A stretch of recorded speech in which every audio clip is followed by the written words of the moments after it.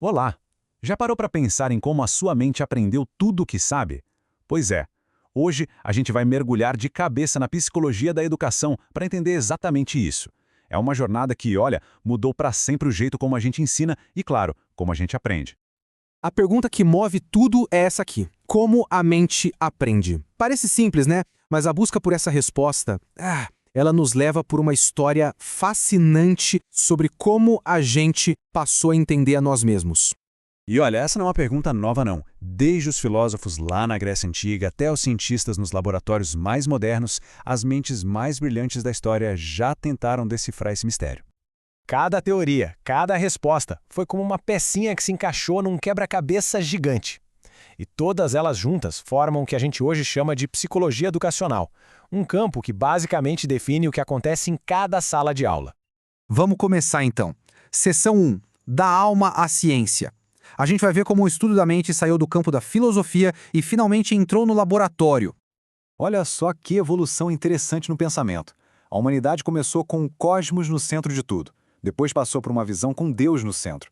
Até que, no Renascimento, colocou o próprio ser humano no foco. Essa mudança de uma visão lá de fora para uma visão centrada na gente foi fundamental. Foi isso que abriu as portas para que, lá no século XIX, a mente finalmente pudesse ser estudada cientificamente. O próprio nome psicologia já entrega um pouco da sua origem, né? Vem do grego psiké, que significa alma, e logos, que é razão. Então, lá no comecinho, era literalmente o estudo da alma. E aí entra em cena uma figura-chave, Wilhelm Wundt. Ele é conhecido como o pai da psicologia moderna porque ele teve uma ideia que foi, assim, revolucionária para a época. E se a gente pudesse medir e observar a mente? Com essa simples pergunta, ele tirou a psicologia do campo das ideias e a transformou numa ciência de laboratório. Certo, agora vamos para a seção 2, a visão de fora para dentro. Com a psicologia já estabelecida como ciência, a primeira grande teoria olhou para a gente de fora e fez uma pergunta muito poderosa. Será que nós somos apenas um reflexo do ambiente em que vivemos? Essa é a base do behaviorismo, também conhecido como comportamentalismo. A ideia era focar só naquilo que a gente pode ver e medir. Um estímulo do ambiente provoca uma resposta. Para os behavioristas, a mente era tipo uma caixa preta, impossível de abrir e estudar. O que importava mesmo era o comportamento observável. John Watson, um dos grandes nomes do behaviorismo, levou essa ideia bem a sério. Ele chegou a afirmar que, se tivesse o controle total do ambiente, poderia pegar qualquer bebê e transformá-lo em qualquer tipo de especialista que quisesse. É uma demonstração de uma fé, assim, absoluta no poder da criação e da educação. Agora, a seção 3, a visão de dentro para fora. Bom, como era de se esperar, não demorou muito para surgir uma reação a essa ideia. Uma nova teoria meio que virou o jogo e perguntou: e se for o contrário? E se for a nossa mente que constrói a realidade que a gente percebe? Essa nova corrente era a psicologia da Gestalt. E o lema deles já era uma provocação direta ao behaviorismo. O todo é diferente da soma de suas partes. O que eles queriam dizer com isso é que a nossa mente não vê o mundo em pedacinhos isolados. Pelo contrário, ela busca ativamente um sentido, uma organização, um todo. Dá uma olhada nesses exemplos. É automático. A nossa mente agrupa os pontos que estão perto uns dos outros ou que são parecidos. E o mais incrível é o princípio do fechamento. Mesmo com as linhas incompletas, o nosso cérebro vai lá e completa a imagem. A gente enxerga um triângulo, mesmo que ele não esteja totalmente desenhado ali. A mente constrói o que falta. Então, o ponto central da Gestalt é este.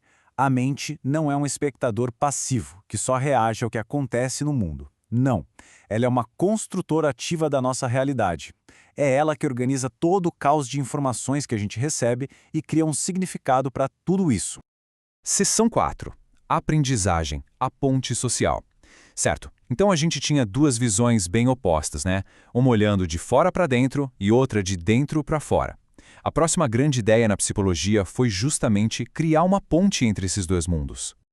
A diferença aqui é gritante. De um lado, o behaviorismo diz que o ambiente nos determina.